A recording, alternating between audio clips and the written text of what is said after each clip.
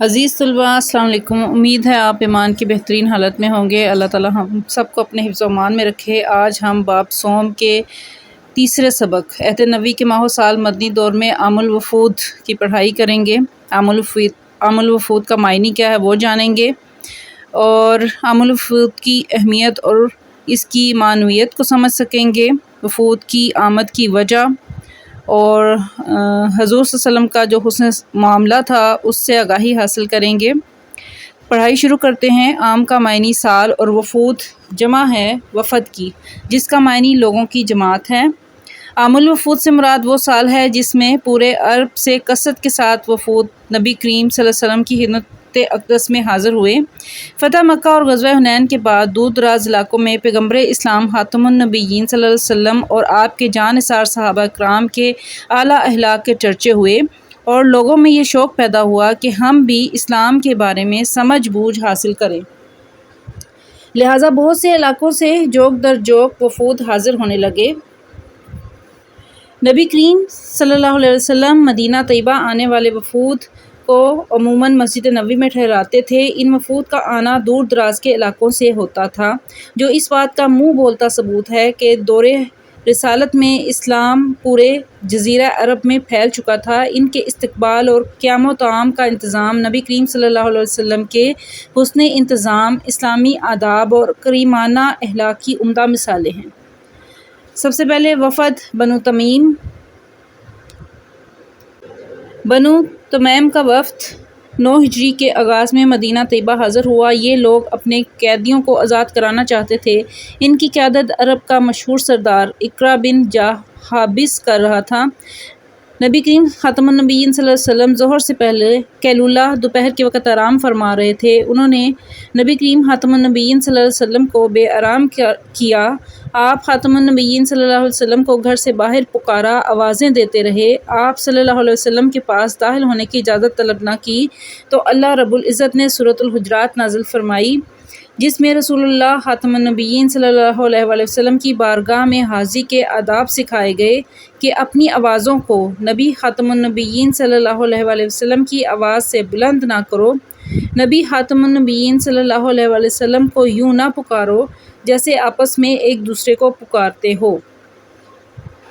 یہ لوگ اپنے ساتھ بڑے فصیح و بلیغ شاعر اور خطیب لے کر آئے تھے، جن کے مقابلے میں نبی کریم خاتم النبیین صلی اللہ علیہ وسلم نے بطور خطیب حضرت ثابت بن قیس رضی اللہ تعالیٰ عنہ کو جواب دینے کا حکم دیا، اور بطور شاعر حضرت حسان بن ثابت کو پیش کیا کہ اٹھو اور جواب دو۔ انہوں نے تسلیم کر لیا کہ آپ نبی کریم صلی اللہ علیہ وسلم کے خطیب اور شاعر دونوں بہت اعلیٰ ہیں۔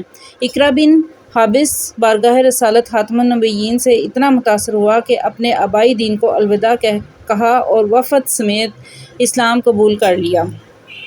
وفد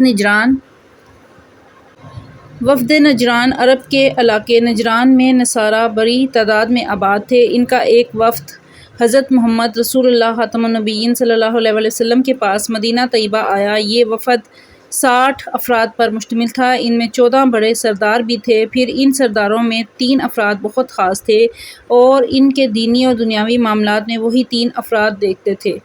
نبی کریم خاتم النبیین صلی اللہ علیہ وسلم نے اس وفد کا پرتپاک استقبال فرمایا۔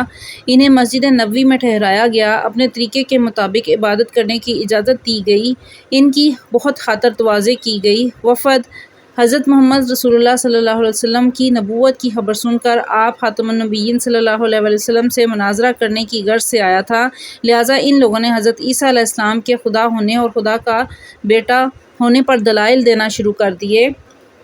نبی کریم صلی اللہ علیہ وسلم نے تمام دلائل سماعت فرما کر ایک ایک دلیل کو رد فرمایا، لیکن وہ لوگ اپنی ضد پر ڈٹے رہے۔ پھر اللہ تعالیٰ نے نبی کریم خاتم النبیین صلی اللہ علیہ وسلم کو ان سے مباہلہ کرنے کا حکم دیا۔ یہ حکم نازل ہونے کے بعد نبی کریم صلی اللہ علیہ وسلم، حضرت علی کرم اللہ وجہہ الکریم، حضرت فاطمہ رضی اللہ تعالیٰ عنہ، حضرت حسن رضی اللہ تعالیٰ عنہ اور حضرت حسین رضی اللہ تعالیٰ عنہ کو لے کر نجران کے وفد کے پاس مباہلے کے لیے تشریف لائے۔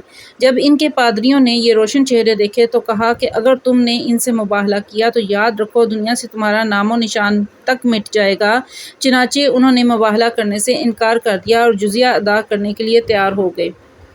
اس کے بعد نبی کریم خاتم النبیین صلی اللہ علیہ وآلہ وسلم نے فرمایا، قسم ہے اس ذات کی جس کے قبضے میں میری جان ہے، اللہ تعالیٰ کا عذاب اہل نجران کے نزدیک آ چکا تھا، اور اگر یہ مباہلہ کرتے تو انہیں جانور بنا دیا جاتا اور ان کی وادی میں آگ بھڑکتی رہتی اور انہیں ملیہ میٹ کر دیا جاتا، یہاں تک کہ درختوں پر پرندے بھی ہلاک ہو جاتے اور سال ختم ہونے سے پہلے سارے نصارہ فنا کے گھاٹ اتر جاتے۔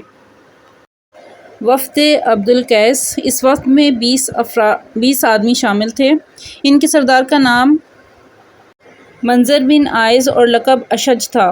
شیخ زبان اور دل کا کھرا تھا۔ وفد عبد القیس کی بارگاہ نبوی خاتم النبیین صلی اللہ علیہ وسلم میں آمد سے پہلے نبی کریم خاتم النبیین صلی اللہ علیہ وسلم نے صحابہ کرام رضی اللہ تعالیٰ عنہ کو خبر دی کہ مشرق سے کچھ سوار آ رہے ہیں جو اسلام قبول کریں گے۔ وفد عبد القیس کے لوگ جب نبی کریم خاتم النبیین صلی اللہ علیہ وسلم کے پاس حاضر ہوئے تو آپ خاتم النبیین صلی اللہ علیہ وسلم نے ان کا والہانہ استقبال فرمایا۔ انہوں نے حضور خاتم النبیین صلی اللہ علیہ وسلم کے چہرہ انور کی خوبصورتی کو دیکھ کر آپ خاتم النبیین صلی اللہ علیہ وسلم کے دست مبارک اور پائے اقدس کو بوسے دے کر محبت و عقیدت کا اظہار کیا۔ اس وفد کے سردار نے حضور اکرم خاتم النبیین صلی اللہ علیہ وسلم کے پاس حاضری سے پہلے غسل کیا، عمدہ اور پاکیزہ کپڑے پہنے اور حلم اور وقار کے ساتھ بارگاہ رسالت میں حاضری دی۔ نبی کریم خاتم النبیین صلی اللہ علیہ وسلم نے اس کی وضع اور آداب کو پسند کرتے ہوئے اس کی حوصلہ افزائی فرمائی اور ارشاد فرمایا، بلا شبہ 2 خوبیاں تم میں ایسی ہیں جو اللہ تعالیٰ کو بہت محبوب ہیں، ایک حلم یعنی جلد بازی نہ کرنا اور امور و معاملات میں غور و فکر کرنا، اور دوسری خوبی وقار ہے۔ دوران گفتگو میں آپ خاتم النبیین صلی اللہ علیہ وسلم نے حرمت والے مہینوں ذوالقعدہ، ذوالحج، محرم اور رجب کے بارے میں انہیں آگاہ کیا۔ نبی کریم خاتم النبیین صلی اللہ علیہ وسلم نے ان کو نماز، روزہ، زکوٰۃ اور غنیمت میں سے ادائے خمس کا حکم دیا۔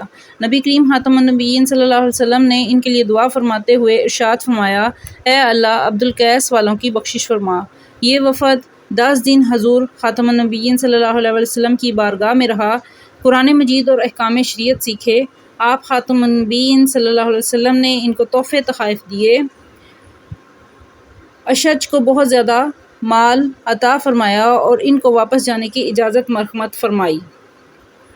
اس سبق میں ہمیں نبی کریم خاتم النبیین صلی اللہ علیہ وسلم کی تعلیمات سے یہ درس ملتا ہے کہ ہمیں دوسروں کے گھروں میں داخل ہونے سے پہلے اجازت طلب کرنی چاہیے، معاملات میں جلد بازی نہیں کرنی چاہیے اور امور و معاملات کی انجام دہی میں غور و فکر کرنا چاہیے، اور اپنی ذاتی زندگی میں وقار و احترام کو ملحوظ خاطر رکھنا چاہیے۔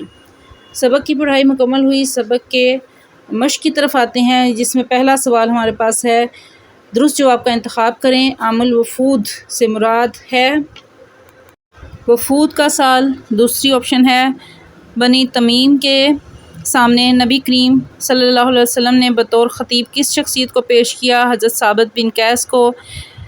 نبی کریم صلی اللہ علیہ وسلم کی خدمت میں حاضر ہونے والے وفود کو ٹھہرایا جاتا تھا مسجد نبوی میں۔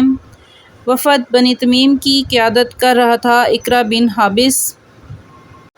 وفد عبد القیس کے سردار اشج میں 2 نمایاں خوبیاں تھیں، حلم اور وقار۔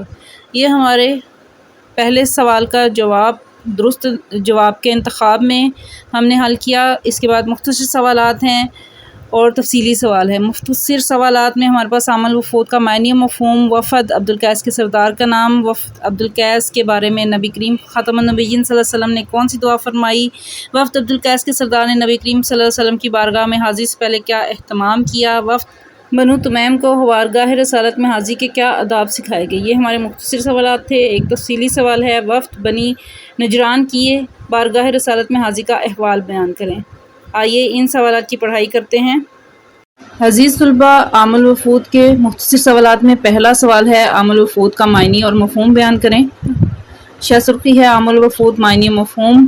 عام کا معنی سال اور وفود جمع ہے وفد کی، جس کے معنی لوگوں کی جماعت ہے۔ عام الوفود سے مراد وہ سال ہے جس میں پورے عرب سے کثرت کے ساتھ وفود نبی کریم صلی اللہ علیہ وسلم کی خدمت اقدس میں حاضر ہوئے اور اسلام قبول کیا۔ دوسرا سوال ہے، وفد عبدالقیس کے سردار کا نام لکھیں۔ وفد عبدالقیس کا سردار، وفد عبدالقیس میں 20 آدمی تھے۔ ان کے سردار کا نام منظر بن عائز اور لقب اشج تھا۔ وہ زبان کا کھرا تھا اور دل کا صاف تھا۔ سوال نمبر 3 ہے، وفد عبدالقیس کے بارے میں نبی کریم صلی اللہ علیہ وسلم نے کون سی دعا فرمائی؟ شہ سرخی ہے، وفد عبدالقیس کے بارے میں نبی کریم صلی اللہ علیہ وسلم کی دعا۔ آپ نے دعا فرماتے ہوئے ارشاد فرمایا، اے اللہ عبدالقیس والوں کو بخشش فرما، اے اللہ عبدالقیس والوں کی بخشش فرما۔ یہ وفد 10 دن حضور صلی اللہ علیہ وسلم کی بارگاہ میں رہا، قرآن مجید اور احکام شریعت سیکھے۔ سوال نمبر 4، وفد عبدالقیس کے سردار نے نبی کریم صلی اللہ علیہ وسلم کی بارگاہ میں حاضری سے پہلے کیا اہتمام کیا؟ منظر بن عائز کا اہتمام۔ وفد عبدالقیس کے سردار منظر بن عائز نے حضور اکرم صلی اللہ علیہ وسلم کے پاس حاضری سے پہلے غسل کیا، عمدہ اور پاکیزہ کپڑے پہنے، حلم اور وقار کے ساتھ بارگاہ رسالت میں حاضری دی۔ ہمارا آخری مختصر سوال ہے، وفد بنو تمیم کو بارگاہ رسالت میں حاضری کے کیا آداب سکھائے گئے؟ وفد بنو تمیم کو سکھائے گئے آداب۔ بنو تمیم کا وفد 9 ہجری کے آغاز میں مدینہ طیبہ حاضر ہوا۔ یہ لوگ اپنے قیدیوں کو آزاد کرانا چاہتے تھے۔ نبی کریم صلی اللہ علیہ وسلم ظہر سے پہلے قیلولہ فرما رہے تھے۔ انہوں نے آپ صلی اللہ علیہ وسلم کو بےرام کیا اور آپ کو گھر کے باہر پکارا، آوازیں دیتے رہے، آپ سے داخل ہونے کی اجازت طلب نہ کی۔ تو اللہ تعالیٰ نے سورۃ الحجرات کی آیات نازل فرمائیں، جس میں رسول اللہ صلی اللہ علیہ وسلم کی بارگاہ میں حاضری کے آداب سکھائے گئے کہ اپنی آوازوں کو نبی کی آواز سے بلند نہ کرو، نبی کو یوں نہ پکارو جیسے آپس میں ایک دوسرے کو پکارتے ہو۔ یہ آیت کا ترجمہ ہے۔ یہ ہمارے مختصر سوالات مکمل ہوئے۔ مفصل سوال، تفصیلی سوال کی طرف آتے ہیں۔ وفد بنی نجران کے بارگاہ رسالت میں حاضری کا احوال بیان کریں۔ سب سے پہلے اس کا تعارف بتائیں گے کہ وفد بنی نجران تعارف کیا تھا ان کا، کہاں کے رہنے والے تھے؟ عرب کے علاقے نجران میں نصاری بڑی تعداد میں آباد تھے۔ ان کا ایک وفد حضرت محمد رسول اللہ صلی اللہ علیہ وسلم کے پاس مدینہ طیبہ آیا۔ یہ وفد 60 افراد پر مشتمل تھا۔ ان میں 14 بڑے سردار بھی تھے۔ پھر ان سرداروں میں 3 افراد بہت خاص تھے اور ان کے دینی اور دنیاوی معاملات وہی 3 افراد دیکھتے تھے۔ اس کے بعد ان کا استقبال کیسا ہوا، اس کی ہیڈنگ دیں گے، بنو نجران کا استقبال۔ نبی کریم صلی اللہ علیہ وسلم نے اس وفد کا پرتپاک استقبال فرمایا، انہیں مسجد نبوی میں ٹھہرایا، اپنے طریقے کے مطابق عبادت کرنے کی اجازت دی گئی، ان کی بہت خاطر تواضع کی گئی۔ اہل نجران کا مناظرہ۔ یہ وفد جو سا تھا، یہ حضور صلی اللہ علیہ وسلم کی نبوت کی خبر سن کر آپ سے مناظرہ کرنے کی غرض سے آیا تھا، لہٰذا ان لوگوں نے حضرت عیسیٰ کے خدا ہونے اور خدا کا بیٹا ہونے پر دلائل دینا شروع کر دیے۔ نبی کریم صلی اللہ علیہ وسلم نے تمام دلائل سماعت فرما کر ایک ایک دلیل کو رد فرمایا، لیکن وہ لوگ اپنی ضد پر ڈٹے رہے۔ اب جب وہ مناظرہ کر رہے تھے تو اس میں اہل نجران کے ساتھ مباہلے کا اللہ تعالیٰ کی طرف سے حکم آیا۔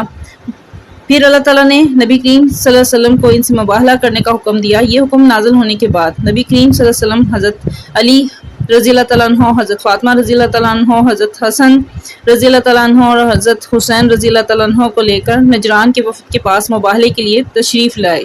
جب ان کے پادریوں نے یہ روشن چہرے دیکھے تو کہا کہ اگر تم نے ان سے مباہلہ کیا تو یاد رکھو دنیا سے تمہارا نام و نشان مٹ جائے گا۔ چنانچہ انہوں نے مباہلہ کرنے سے انکار کر دیا اور جزیہ ادا کرنے کے لیے تیار ہو گئے۔ عزیز طلبہ، مباہلے کا مطلب ہے کہ شرعی اسلام میں کسی متنازع مسئلے غیر مسئلہ جو ہے اس کو خدا پر چھوڑتے ہوئے بد دعا کرنا کہ جو جھوٹا ہو وہ برباد ہو جائے، یعنی کہ ایک دوسرے کے حق میں بد دعا کرنا، یہ مباہلہ تھا اور اس سے انہوں نے انکار کر دیا۔ تو اس پہ حضور صلی اللہ علیہ وسلم کا فرمان، اس کے بعد نبی کریم صلی اللہ علیہ وسلم نے فرمایا، قسم ہے اس ذات کی جس کے قبضے میں میری جان ہے، اللہ تعالیٰ کا عذاب اہل نجران کے نزدیک آ چکا تھا اور اگر یہ مباہلہ کرتے تو انہیں جانور بنا دیا جاتا، ان کی وادی میں آگ بھڑکتی رہتی اور انہیں ملیا میٹ کر دیا جاتا، یہاں تک کہ درختوں پر پرندے بھی ہلاک ہو جاتے اور سال ختم ہونے سے پہلے سارے نصاری فنا کے گھاٹ اتر جاتے۔ یہ ہمارا تفصیلی سوال تھا، اس کا جواب ہے۔ سبق کی پڑھائی اور سوالات اور جوابات مکمل ہوئے۔ نئے لیکچر کے ساتھ پھر ملاقات ہوگی۔ اللہ تعالی ہم سب کا حامی و ناصر ہو۔